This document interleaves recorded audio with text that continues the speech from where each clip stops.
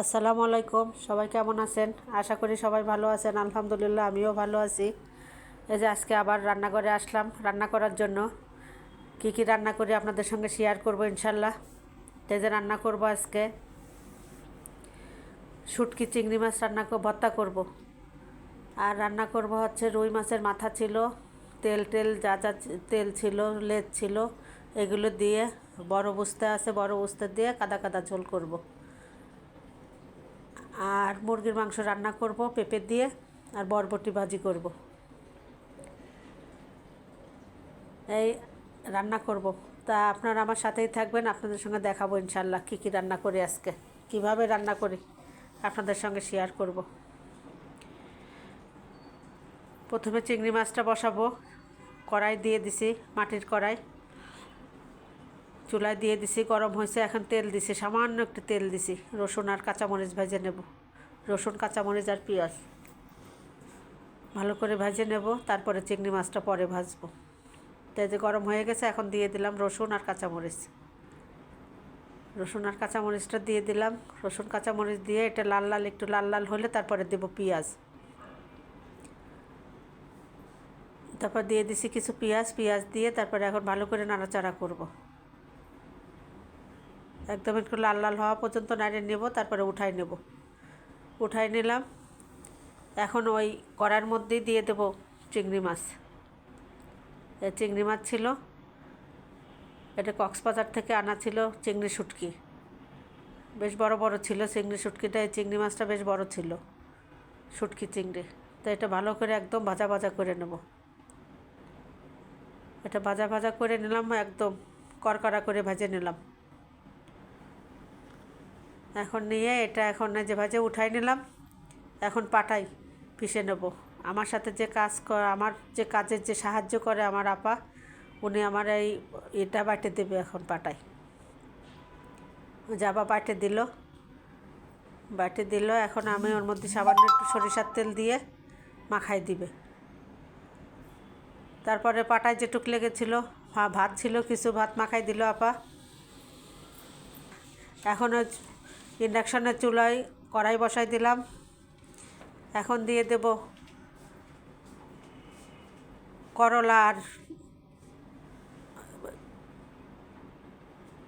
করলা দিয়ে দেবো, আর হচ্ছে রুই মাছের মাথা দিয়ে রান্না করব। বসাই দিছি কড়াই গরম হয়ে গেছে। একটু গোটা জিরে দিছি, পেঁয়াজ দিয়ে দিলাম।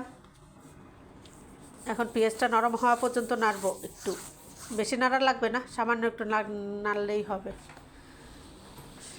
সামান্য একটু নাড়িয়ে নিয়েছি। এখন হচ্ছে মশলা রেডি করে রাখছিলাম, সব মশলা দিয়ে দিলাম। একটু একটু করে মশলা, করলায় বেশি মশলা দেওয়া লাগে না, যেহেতু আমি করলার মধ্যে মাছ দিব, মাছের মাথা দিব, ওই জন্য একটু একটু করে মশলা দিলাম। হলুদের গুঁড়া, ধনিয়ার গুঁড়া, একটু মরিচের গুঁড়া, একটু রসুন বাটা। এখন মশলা দিয়ে মশলা কষানোর জন্য প্লেটে মশলা লেগেছিলো, প্লেটটা ধুয়ে একটু পানি দিয়ে দিলাম। এখন মশলাটা এখন ভালো করে নাড়াচাড়া করে নেব, তেল ওঠা পর্যন্ত একটু নাড়ে নেব।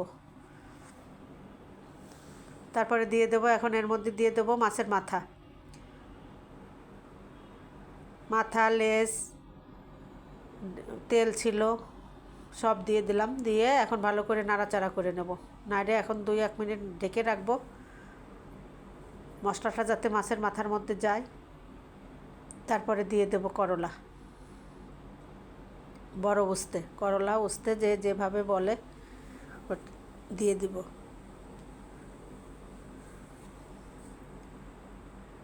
একটু ঢেকে দিলাম। 2 মিনিট পরে আবার ওইটারে একটু উল্টাই দিয়ে পরে ওর মধ্যে করলা দিয়ে দেব।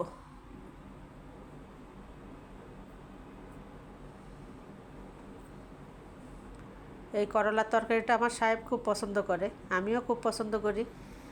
এইভাবে রান্না করলে যে কোনো মাছের মাথা দিয়ে হোক, চিংড়ি মাছ দিয়ে হোক, পাঙাশ মাছের মাথা, ইলিশ মাছের মাথা, রুই মাছের মাথা, যে মাথায় থাকুক, এমনি মাথা রান্না করলে কেউ খায় না, বাসায় কেউ মাথা খেতে চায় না। তা আমি সাধারণত এইভাবেই রান্না করে দিই।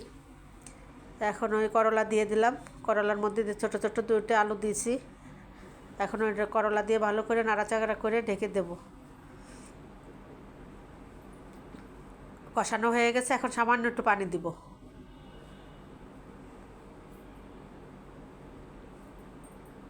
এই যে করলা আর মাছ একসঙ্গে ভালো করে কষানো হয়ে গেছে।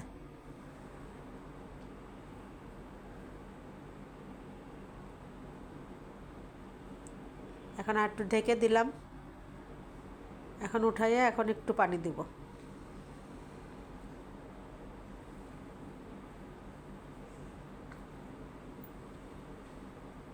সামান্য একটু পানি দিব, গরম পানি। আমি তরকারিতে সাধারণত গরম পানি ব্যবহার করি, এমনি ঠান্ডা পানি দিই না। চেষ্টা করি গরম পানি দিয়ে রান্না করার জন্য,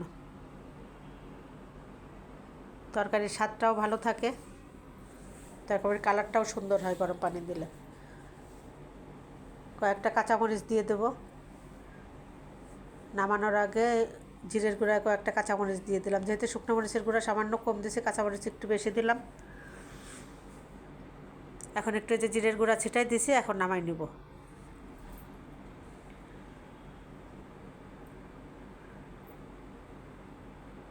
হয়ে গেছে আমার রুই মাছের মাথা আর করলা। এখন আবার যে কড়াই বসাই দিলাম, কড়াইতে দিয়ে দেবো মুরগি বসাবো। পেঁপে দিয়ে মুরগি দিয়ে রান্না করব।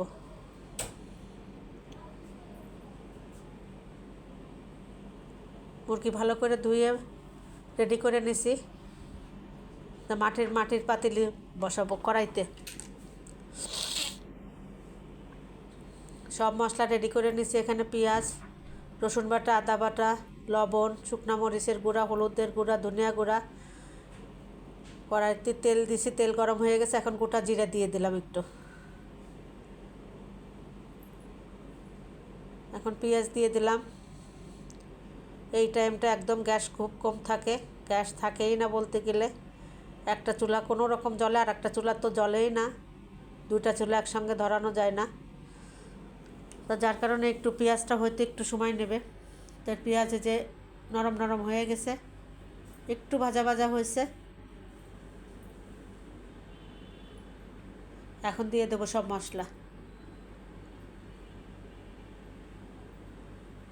মশলা দিয়ে দিলাম। প্লেটটা ধুয়ে একটু পানি দিয়ে দেব। প্লেটে মশলা লেগে রয়েছে, প্লেটটা ধুয়ে একটু পানি দিয়ে দেব।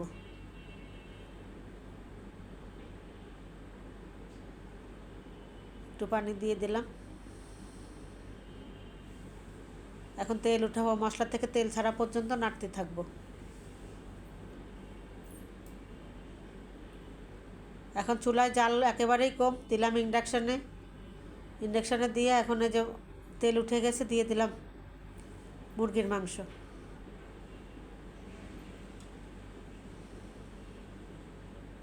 মাংসটা এখানে একটু ভালো করে কষাই নিয়ে আবার চুলায় দিয়ে দেবো। মিটি জালে হবে ইনশাল্লাহ। ওই যে এখান থেকে এখন চুলায় দিয়ে দিলাম।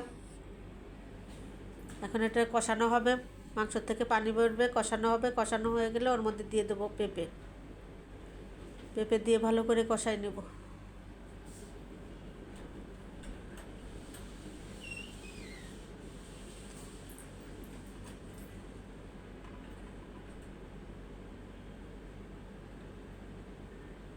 এখন ঢেকে দেবো।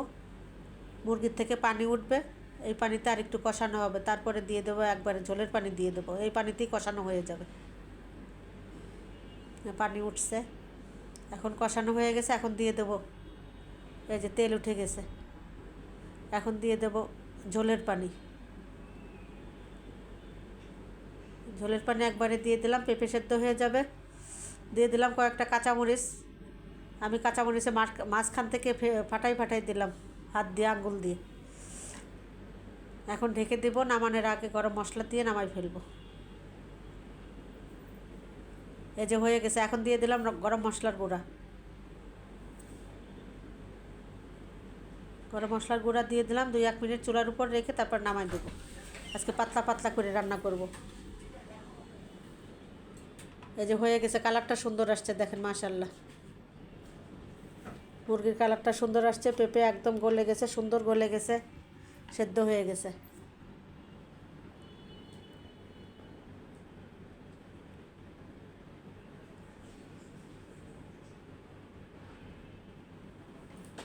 নামাই নিলাম। এখন নামাই নিয়ে এই চুলায় বসাই দেবো বরবটিটা ভাজি করব। চুলায় ইন্ডাকশানে চুলায় কড়াই দিলাম, কড়াইটা গরম হয়ে গেল, পেঁয়াজ দিলাম, কাঁচামরিচ দিলাম, একটু ধনিয়া গুঁড়া দিলাম, লবণ দিলাম, দিয়ে এখন বরবটিটা দিয়ে দিলাম। বরবটিটা একটু নাড়াচাড়া দিয়ে তারপরে ঢেকে দেবো।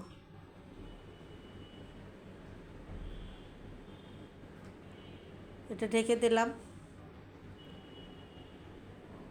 পানিটা শুকাইলে নামাই নিব। তা হয়ে গেছে, নামাই নিছি। এই যে আজকে আমার রান্নাবান্না করলাম, আপনাদের সঙ্গে শেয়ার করলাম কি কি রান্না করলাম। এই তো আজকে রান্নাবান্না। সবাই ভালো থাকবেন। শেয়ার করলাম আপনাদের সঙ্গে। আল্লাহ হাফিজ।